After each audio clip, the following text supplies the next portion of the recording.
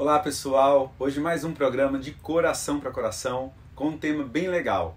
Como criar relacionamentos transformadores que nos animam, que nos impulsionam, que nos coloca para cima com o Dr. Antônio Maspoli. Douglas, eu acho que o título do programa é muito apropriado, de coração para coração, porque hoje nós vamos falar sobre relacionamentos transformadores e que nos colocam para cima. E não tem como falar sobre isso, se não for de coração para coração, porque não tem como tocar o coração do outro sem coração. Sejam muito bem-vindos.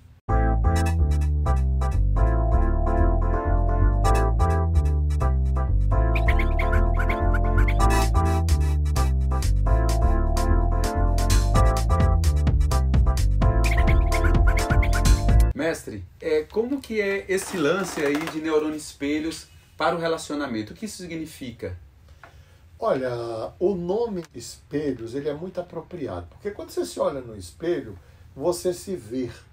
E nós temos um conjunto de neurônios, chamado de neurônios espelhos, que é próprio da espécie humana, que é capaz não só de nos conectar, por exemplo, aqui eu estou olhando para você, você está olhando para mim, nós dois com certeza temos uma conexão de alguns anos já, mas esses neurônios nos conectam de tal forma que você é capaz de sentir o que eu sinto, de perceber o que eu sinto, e eu sou capaz de sentir o que você sente, de perceber o que você sente, e esses neurônios espelhos são a base das relações humanas, especialmente da empatia. Interessante. Então tem uma comunicação através desses neurônios espelhos, e eu até vi dizer que molda a expressão do outro. Olha, eu lá na Bahia eu tenho dois sobrinhos que eles foram criados pela minha mãe, pela avó deles. Sim. E eles ficaram com a fisionomia mais da minha mãe, esses dois, mais do que os demais. Faz sentido isso? Total. Os neurônios espelhos, eles têm a primeira função deles é nos conectar. Então, a mente humana, ela é capaz de se conectar e funcionar em rede. Nós vamos falar isso lá no final do programa.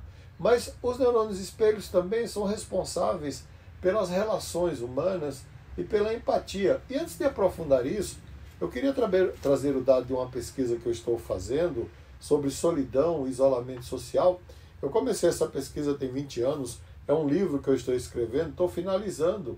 E de repente veio esse momento aí do coronavírus, do isolamento social, e o quanto na solidão, no isolamento social, as pessoas não só sofreram a presença e a ausência do outro, porque alguns sofreram a ausência, outros sofreram a presença, né?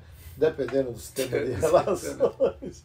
Mas o que é curioso é que dos 105 questionários e inventários e depoimentos que eu colhi, todos falam, a maioria absoluta, 70% fala da fome, do abraço, do toque, da falta de olhar para o outro. Isso é o neurônio espelho falando que nós precisamos do outro para nos relacionarmos. Nós precisamos do outro para termos conexão. Nós precisamos nos sentir conectados a Deus, às pessoas, à natureza. Quando nós não nos sentimos assim, a nossa alma definha, murcha, ela tem sede, tem fome.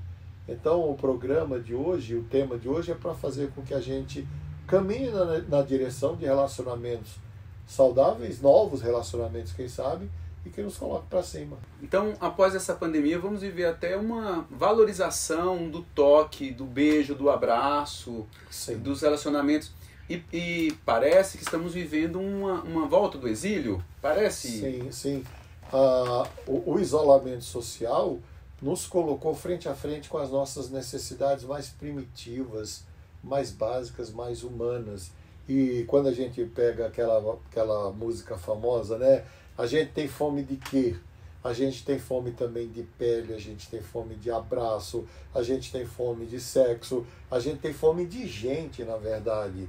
E as pessoas estão descobrindo no isolamento social que muitas vezes elas vão encontrar tudo isso na simplicidade da vida com a sua família, na simplicidade do abraço com o seu filho, no seu filho, na simplicidade do abraço do seu neto, ou também na simplicidade do abraço da sua vila, da sua comunidade, da sua mãe, do seu pai, do seu avô. E nós estamos vivendo uma espécie de êxodo. As pessoas estão voltando às suas origens. Entre Rio e São Paulo, mais de 500 mil nordestinos voltaram para casa. Bastante. Esse movimento é muito saudável. E quando você pergunta para essas pessoas por que elas estão voltando porque o isolamento, a solidão mostrou que tão importante quanto um bom emprego em São Paulo e um bom salário em São Paulo é o bom abraço da mãe, é a comida da mãe, é o bom abraço da avó, é conviver com seu amigo ali no happy hour, né? Tomar aquele vinho no final da tarde, aquela cerveja, se alegrar com as pessoas, sabe? E isso está fazendo com que as pessoas repensem as suas vidas e voltem. Isso tem preço. Então nascemos para nos relacionar. Nascemos para nos relacionar e os relacionamentos eles podem ser danosos e tem gente que vive solitário mesmo acompanhado de alguém. Douglas, tem casais que estão num deserto dormindo um ao lado do outro e tem pessoas que vivem em qualquer metrópole do mundo absolutamente solitárias. O número de pessoas que moram sozinhas em São Paulo é de 30% da população. Os empreendimentos que estão fazendo para moradia hoje é de 20 a 40 de 25, metros. vi De vários 25 apartamentos a 40. Você de 25, sabe que você é falei, investidor gente, na área imobiliária, estou certo. 25 metros quadrados, eu falei, e vou colocar tudo lá dentro, geladeira, vai colocar fogão, cama, banheiro, mas você está produzindo muito. Vai colocar tablet, vai colocar iPhone, vai colocar notebook. Só não vai colocar outra pessoa, não vai caber duas pessoas ali. Só não vai colocar gente. E gente é que faz a gente viver. Por exemplo, eu estava conversando com você, a metáfora do umbigo, né? Eu gosto muito dessa metáfora porque ela é muito forte. Quando a gente olha para o umbigo, a gente lembra do cordão umbilical. E a gente lembra que a gente nasceu ligado fisicamente a outra pessoa. E como isso faz falta, nós temos necessidade. E quando alguém sorri para nós, se abre para nós, para nos acolher, para nos receber, quando alguém é colo que acolhe, como diz a Coralina, não é? Gente, olha, eu vou contar 2 momentos da minha vida que foram maravilhosos. Primeiro, um momento difícil, que foi a perda do pai, da mãe, de 3 irmãs. E como eu já falei para você, eu fui embora de casa com 14 anos de idade, o que eu não recomendo a nenhum adolescente. E eu mergulhei no mais absoluto abandono, na mais absoluta solidão, e eu construí, já na minha imaginação ativa naquela época, que eu não sabia nem o que era, eu imaginava eu voltando para casa, encontrando a minha mulher e meus filhos. E eu era adolescente, eu tinha 16 anos. E aí quando eu casei, que minha mulher ficou grávida, e eu fiquei naquela expectativa, Douglas, quando o médico tirou o bebê, que é a minha filha mais velha, e me mostrou, eu fui tomado de uma descarga de energia, de boa emoção, sabe? Novamente eu me senti me reconectando com o mundo. Eu já havia me reconectado com Deus. Tem muita gente que acha que só deve se reconectar com Deus. E esquece dos outros. Não tem como se reconectar com Deus se não se reconectar com as pessoas. Se reconectar com Deus é se reconectar com o humano. O Verbo se fez carne e habitou entre nós. É uma relação vertical e horizontal, né? Muitas pessoas só fazem essa relação vertical, fica só nisso e esquece da relação horizontal para ser completo. E a outra experiência extraordinária foi com o nascimento do meu neto mais velho. Douglas, o que eu vou falar aqui é fato, está gravado e filmado. Quando a minha filha, que foi essa que nasceu, que me deu essa emoção, ela que teve o primeiro neto, que teve meu neto, quando a obstetra apresentou o neto no espelho do hospital, no vidro do hospital ali, para todos verem, a primeira pessoa que estava ali postada para ver era eu, e o menino sorriu para mim. Você não sabe a conexão que eu e esse menino temos. Eu tenho a mesma conexão com o outro neto, mas aquele menino, ele representou o quê? O fato de que realmente agora eu estava conectado a uma família. Assim, nós precisamos estar conectados a amigos, a colegas, mas a relacionamentos saudáveis. Isso é um exemplo de neurônio espelho. Exemplo de neurônio espelho. Tanto aquela filha e eu nos conectamos, porque nós somos conectados até hoje, quanto esse neto e eu nos conectamos, como você e eu nos conectamos quando nos conhecemos. Então, assim, existem formas de se conectar saudavelmente às outras pessoas e de construir relações saudáveis, assim como existem formas de construir relações danosas, relações mesquinhas. Os neurônios espelhos podem servir para as duas coisas. Mas nós estamos aqui para apontar caminhos de transformação. É falando de coração para coração mesmo. Mestre, fazer uma provocação agora. Eu tenho colegas minhas que falam assim, eu não sei o que acontece, porque eu só atraio gente que não presta. Tem explicação para essa pessoa? Tem, as pessoas não vão gostar de ouvir, né? Eu tenho certeza. Abra o coração para você ouvir a explicação que eu vou dar. As pessoas geralmente se queixam assim, né? Diz assim, tem mulher que fala, eu tenho o dedo podre. Já ouviu essa expressão, né? Homem que fala, eu tenho o dedo podre. Parece curva de rio. Olha, querido, como é que é? Parece curva de rio, né? Curva de rio. Olha, querida, você não tem o dedo podre. Veja muito bem, para você ter relacionamentos saudáveis, é preciso que você esteja saudável. Por quê? Porque os homens que pensam, os homens e mulheres que pensam e que agem e que têm os mesmos problemas, os mesmos conflitos, as mesmas dificuldades, eles se atraem. Isso é forte, viu? É forte. Porque se for coisa boa, vai atrair coisa boa. Se for coisa ruim. Eu vou atrair, eu vou usar até uma expressão bem pesadinha, né? Eu vou atrair as pessoas que têm as mesmas perebas que eu tenho. Faz sentido. Faz sentido mesmo? Faz. Então, se eu estou ferido, eu vou atrair pessoas feridas. Se eu estou magoado, eu vou atrair pessoas magoadas. Que se eu estou em conflito, eu atraio as pessoas que estão em conflito. Se os meus conflitos são sexuais, eu vou atrair pessoas nessa área. E eu vou dar uma dica muito interessante. Aquilo que você mais teme é o que você atrai. E é o que está escrito no livro de Provérbios na Bíblia. Por quê? Porque o que você mais teme são os seus conflitos interiores, seus traumas inconscientes.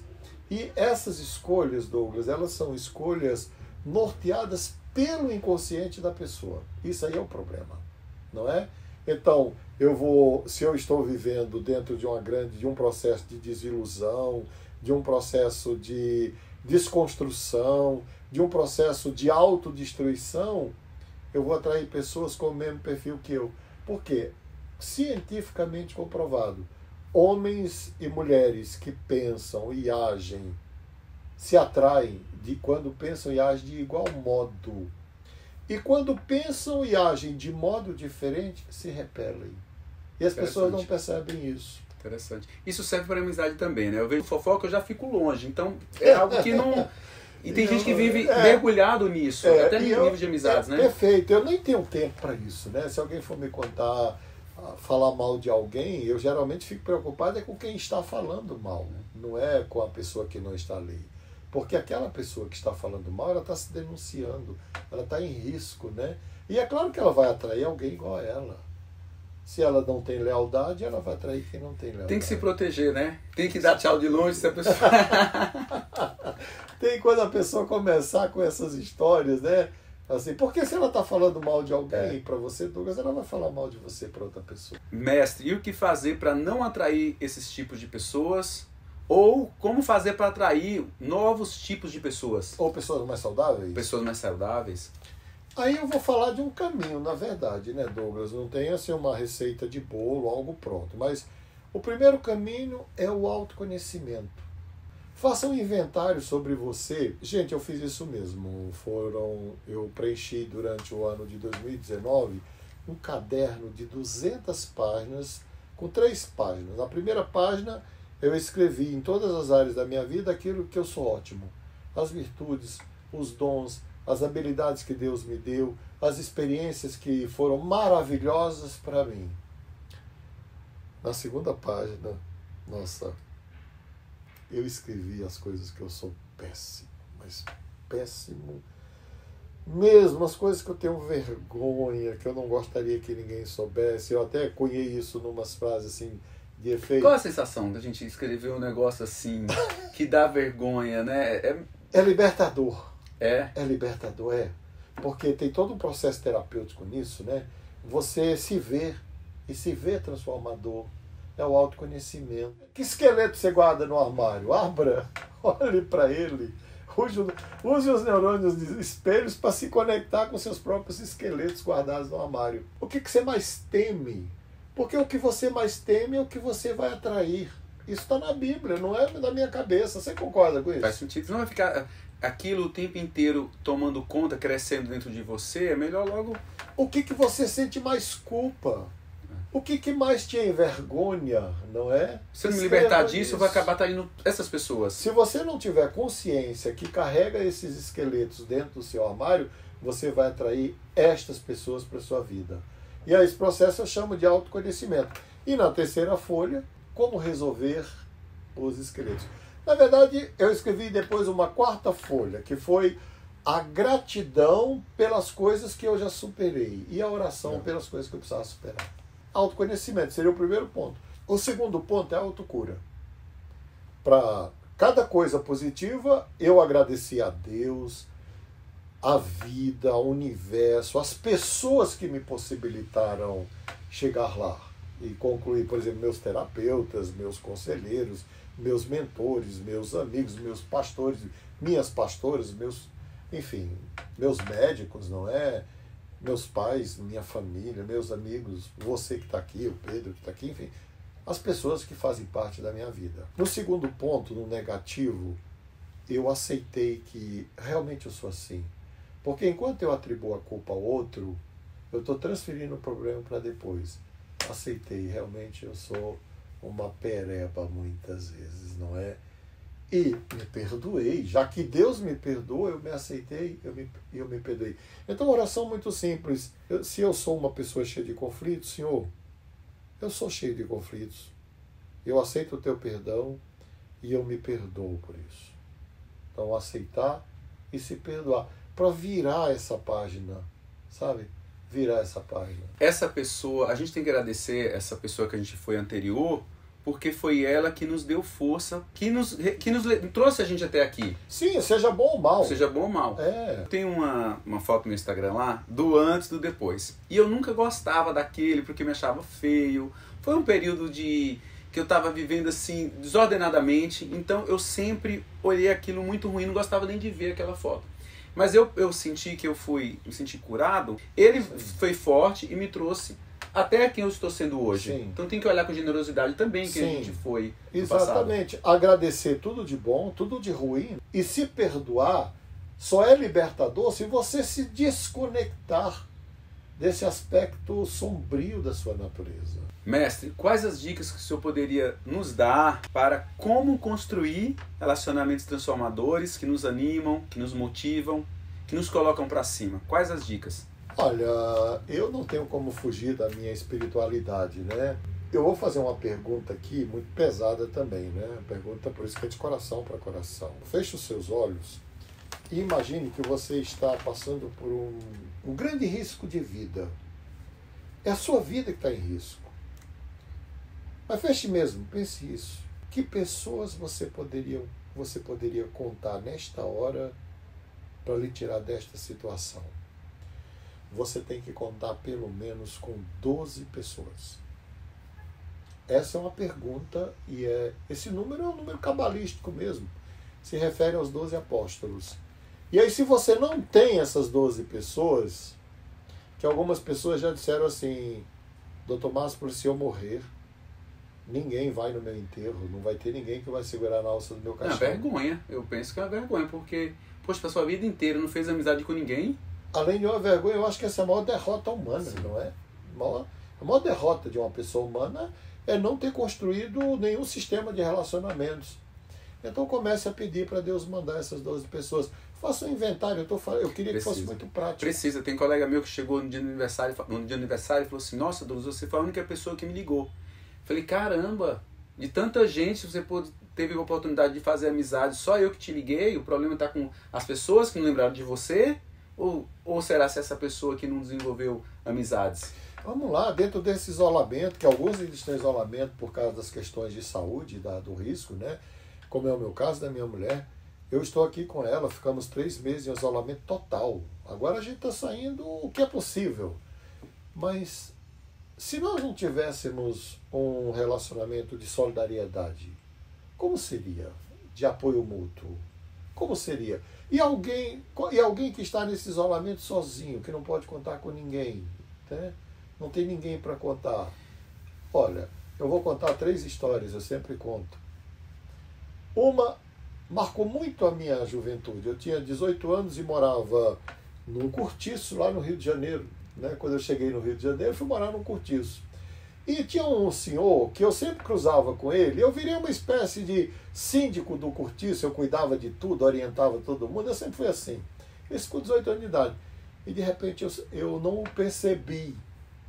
E eu fiquei preocupado e fui procurá-lo. E eu encontrei a porta do quarto dele, do cortiço, semi-aberta. E eu abri, ele estava semi-morto na cama. Ele tinha sofrido um derrame cerebral há 3 dias. Ele não se relacionava com ninguém. E eu chamei o médico, o SAMU da época, e ele foi socorrido e sobreviveu. E nos tornamos amigos. Mas eu vivi uma outra experiência, eu vou citar 3, muito triste, sabe? A segunda, eu fui para uma cidade do Rio de Janeiro, era de férias para a praia, eu tinha alugado uma casa, e eu quando cheguei ali, eu senti o cheiro de gente morta, cheiro mesmo de gente morta. E eu saí procurando. E encontrei um homem, uma casa fechada, e dentro um homem que morava sozinho, infartou e morreu. E depois um grande psiquiatra aqui de São Paulo... depois estava morto e ninguém percebeu.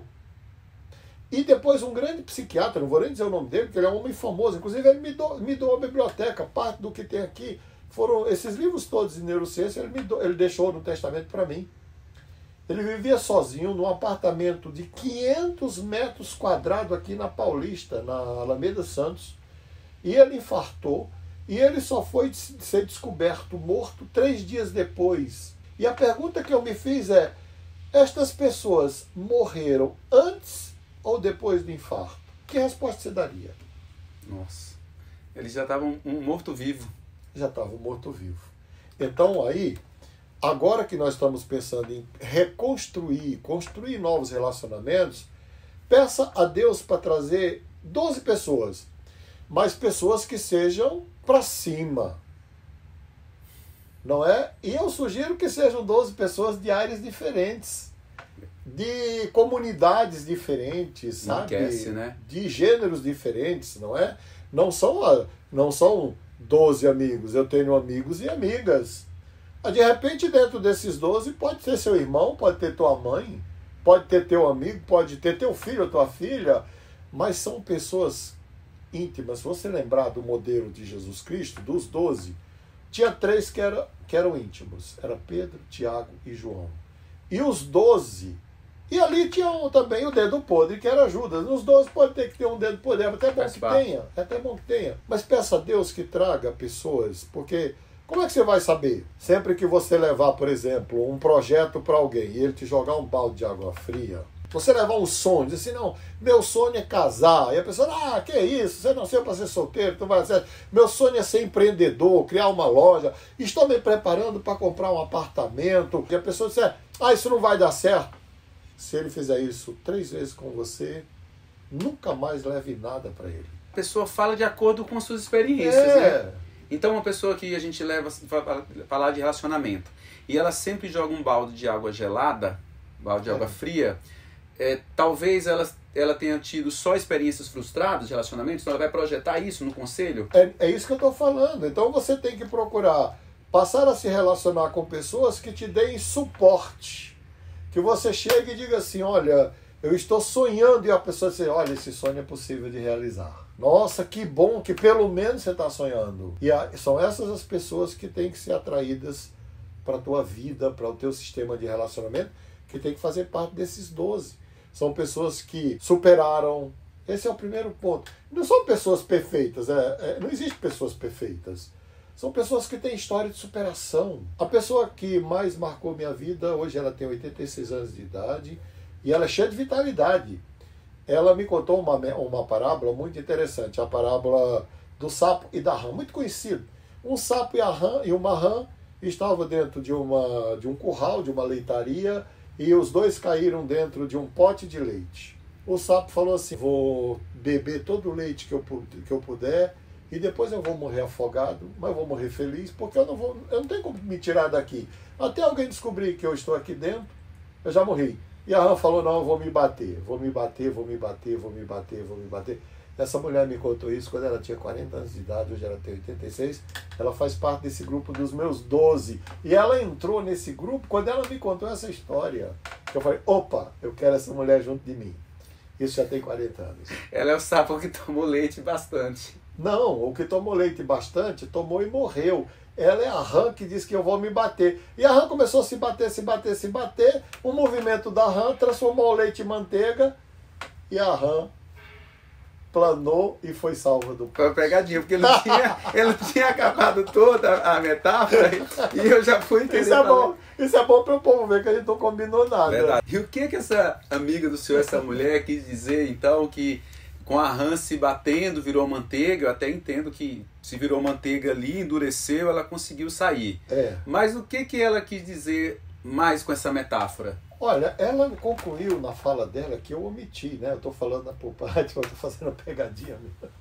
Parece uma pegadinha. Mas ela falou para mim assim, Máspoli, ao longo da sua vida, eu tinha 20 anos de idade.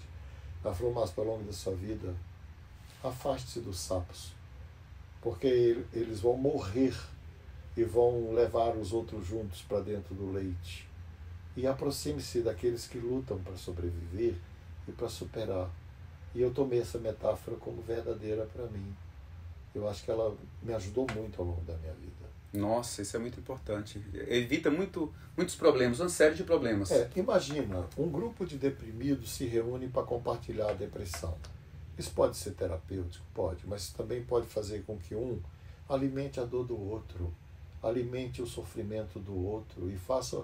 E no final terminam todos mergulhando num abismo. Aquilo que Jesus falou, como é que um cego guia outro cego? É muito difícil, com todo respeito aos cegos, não é? Mas se você se unir a pessoas que te empoderam, te energizam, te colocam para cima, mesmo sendo você um deprimido, a chance de você melhorar é muito grande. Mestre, que aula! Pessoal, chegamos ao fim, de coração para coração. Se você gostou, curte, comenta. Queremos muito ouvir os seus comentários, a sua opinião. Obrigado, mestre. Obrigado você que está nos assistindo. Continue seguindo o nosso canal. Obrigado, Douglas, porque você tem sido um grande parceiro nesse projeto, que possibilita esse momento aqui de compartilhar. Afinal, a ideia foi sua e está indo muito bem. Muito obrigado. Estamos aprendendo juntos. Foi bem animada, viu, essa conversa. Tem até uma pegadinha, né?